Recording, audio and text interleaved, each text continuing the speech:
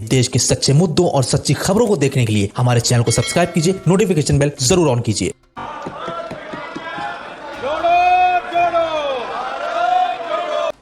सबसे पहले मैं आपका धन्यवाद करना चाहता हूं कि आपने मुझे लोकसभा में रीइंस्टेट किया।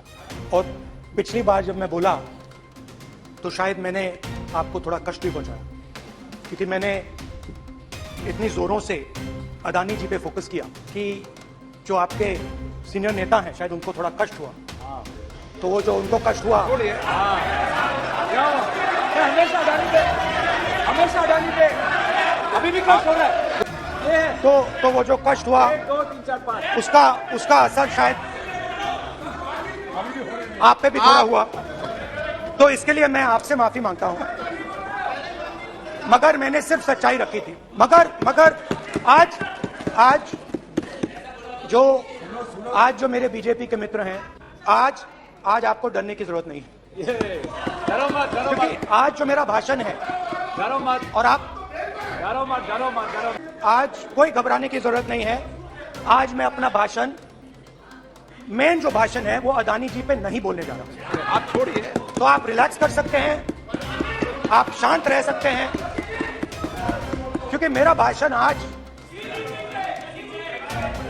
दूसरी डायरेक्शन में जा रहा है। रूमी ने कहा था जो शब्द दिल से आते हैं वो शब्द दिल में जाते हैं। तो आज मैं दिमाग से नहीं बोलना चाह रहा हूं, मैं दिल से बोलना चाहता हूं। और मैं आज आप लोगों पर इतना आक्रमण नहीं करूंगा। मतलब एक दो गोले जरूर मारूंगा, मगर इतना नहीं मारूंगा। तो आप रिलैक्स कर सकते हैं। पिछले साल 130 दिन के लिए मैं भारत के एक कोने से दूसरे कोने तक गया, अकेला नहीं, बहुत सारे लोगों के साथ।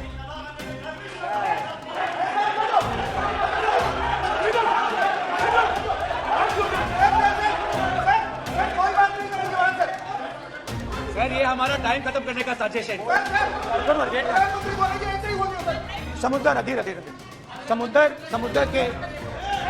समुद्र के तट से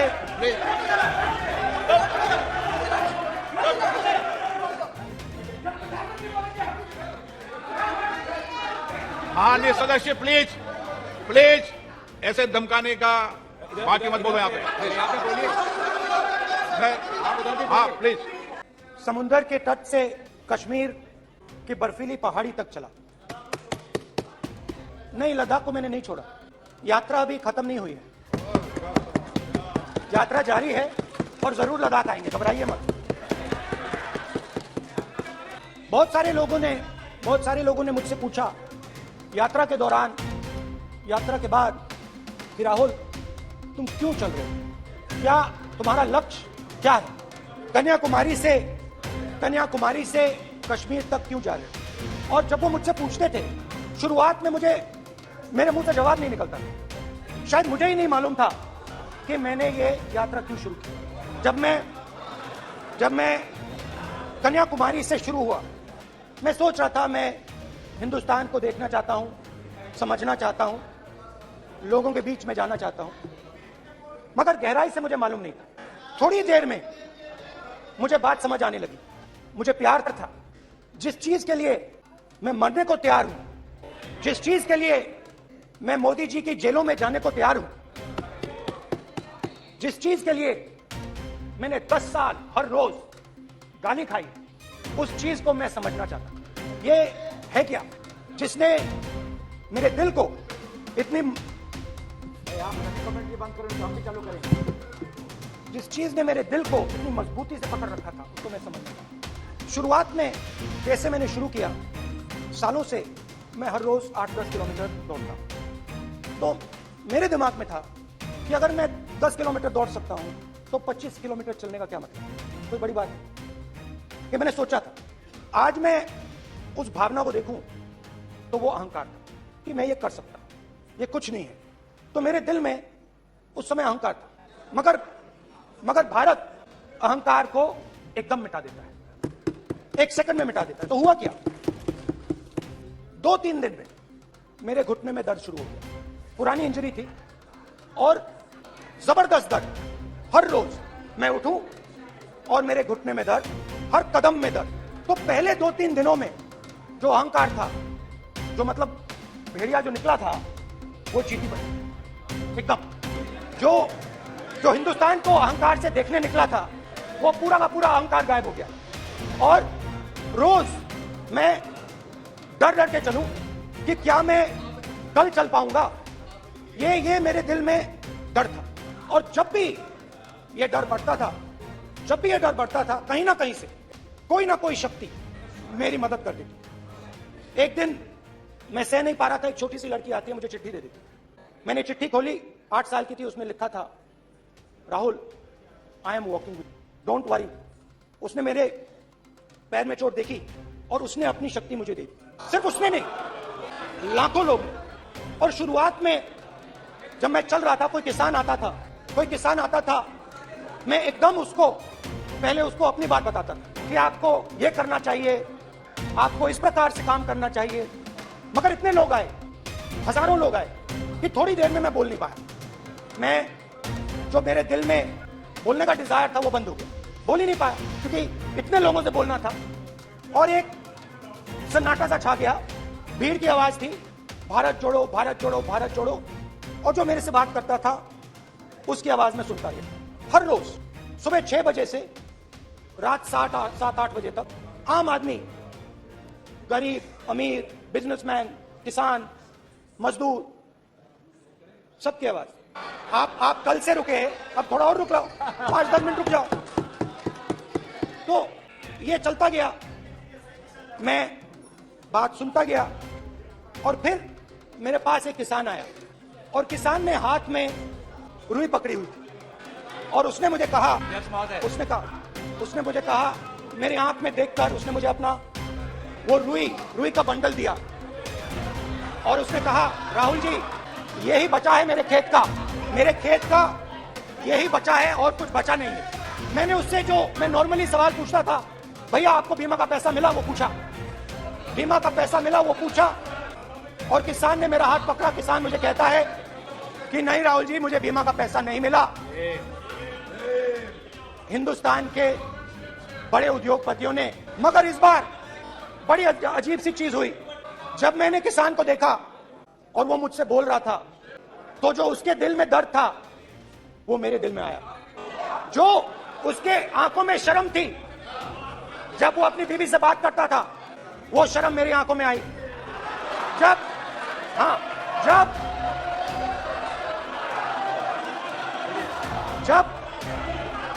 उसकी जो भूख थी वो मुझे समझ आई। और उसके बाद यात्रा बिल्कुल बदल गई। मुझे भीड़ की आवाज नहीं सुनाई देती थी, मुझे सिर्फ उस व्यक्ति की आवाज सुनाई देती थी जो मेरे साथ बात कर रहा था। उसका दर्द, उसकी चोट, उसका दुख, मेरा दुख, मेरी चोट, मेरा दर्द बन गया।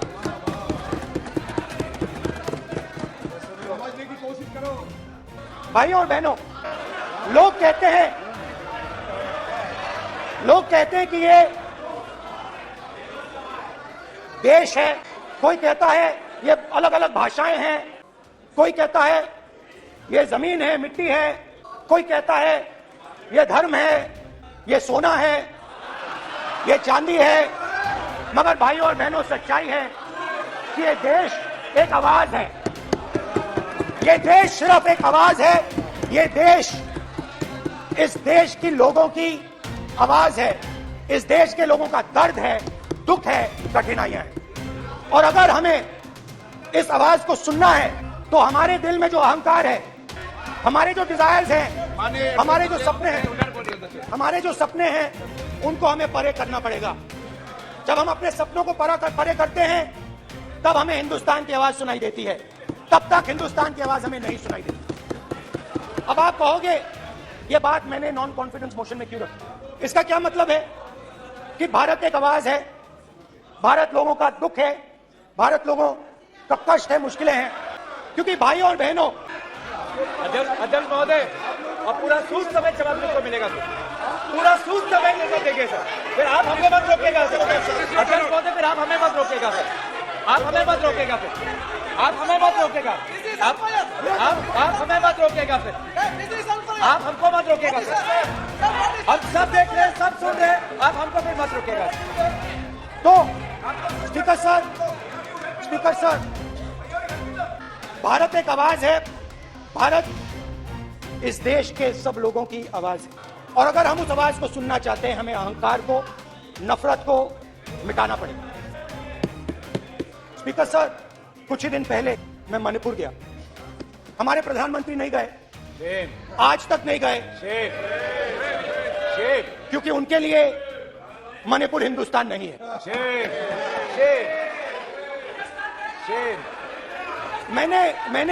मैंने मणिपुर शब्द प्रयोग किया, मगर आज की सच्चाई यह है कि मणिपुर नहीं बचा है। मणिपुर को आपने दो भाग में कर दिया है, मणिपुर को आपने बांट दिया है, तोड़ दिया है। मैं मणिपुर में रिलीफ कैंप्स में गया, रिलीफ कैंप में आज जा रहा हूं। मणिपुर में रिलीफ कैंप में मैंने महिलाओं से बात की। ठीक है सर,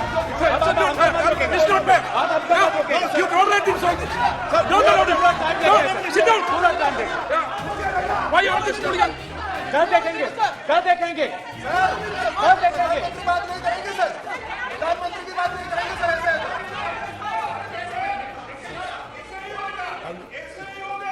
समय मैं मणिपुर गया और मणिपुर के कैंप्स में महिलाओं से बात की, बच्चों से बात की, जो हमारे प्रधानमंत्री जी ने आज तक नहीं किया। एक महिला मुझे कहती है, मैंने उनसे पूछा, बहन क्या हुआ आपके साथ?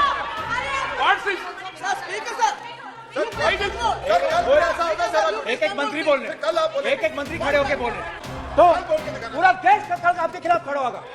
मैं बहुत सारी महिलाओं से बात किया, मगर मैं आपको दो उदाहरण देना चाहता हूं। एक महिला मुझे कहती है, मैंने कहा क्या हुआ तुम्हारे साथ? कहती है, मेरा छोटा सा बेटा, एक ही बच्चा था मेरा, मेरे सामने, मेरे आंखों के सामने उसको गोली मारी है। मैं पूरी रात, आप सोचिए, आप अपने बेटे के बारे में, बेटों के बारे में सोचिए, मैं पूरी रात उसकी लाश के साथ लेटी रही। झूठ नहीं, झूठ आप बोलते हो, झूठ मैं नहीं बोलता हूं। मैं पूरी रात उसकी लाश के साथ लेटी रही, और फिर मुझे डर लगा, मैंने अपना घर छोड़ दिया, जो भी मेरे पास था वो मैंने छोड़ दिया। मैंने उनसे पूछा, कुछ तो लाई होगी? कहती है, नहीं, सिर्फ मेरे जो कपड़े हैं ये मेरे पास हैं। और फिर इधर उधर ढूंढती है और एक फोटो निकालती है और मुझे कहती है, यही मेरे पास अब बची। एक और उदाहरण, दूसरे कैंप में मैं, एक महिला मेरे सामने आती है, मैं उससे पूछता हूं, तुम्हारे साथ क्या हुआ तुम्हारे साथ? और जैसे ही मैंने ये सवाल पूछा,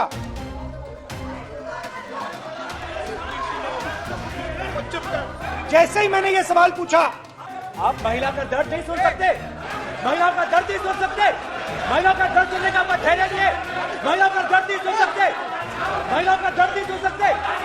जैसे ही मैंने उससे ये सवाल पूछा, बैठो,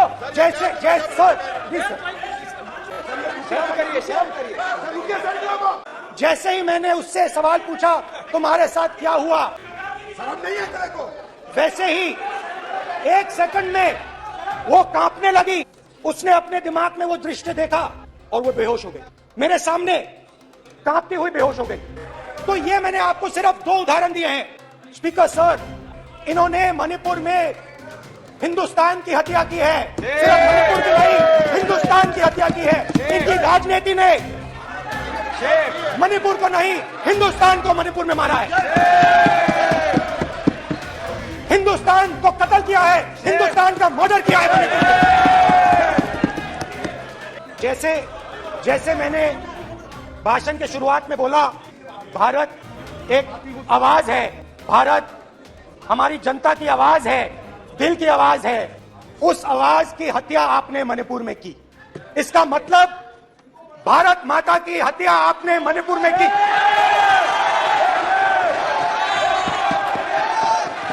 भारत माता को आपने मणिपुर के लोगों के मारा, आपने मणिपुर के लोगों को मारकर भारत की हत्या की है। आप देश द्रोही हो, आप देशभक्त नहीं हो, आप देश प्रेमी नहीं हो, आप देशद्रोही हो।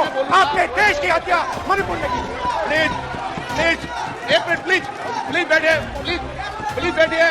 अब सवाल आप उठता बैठना है, चाहते नहीं बैठना चाहते, आप बैठना चाहते नहीं बैठना चाहते। इसीलिए आपके प्रधानमंत्री बैठना चाहते आप। मणिपुर में नहीं मैं जा आप सकते बैठिए आप हैं क्योंकि उन्होंने प्लीज। देश की हत्या की है।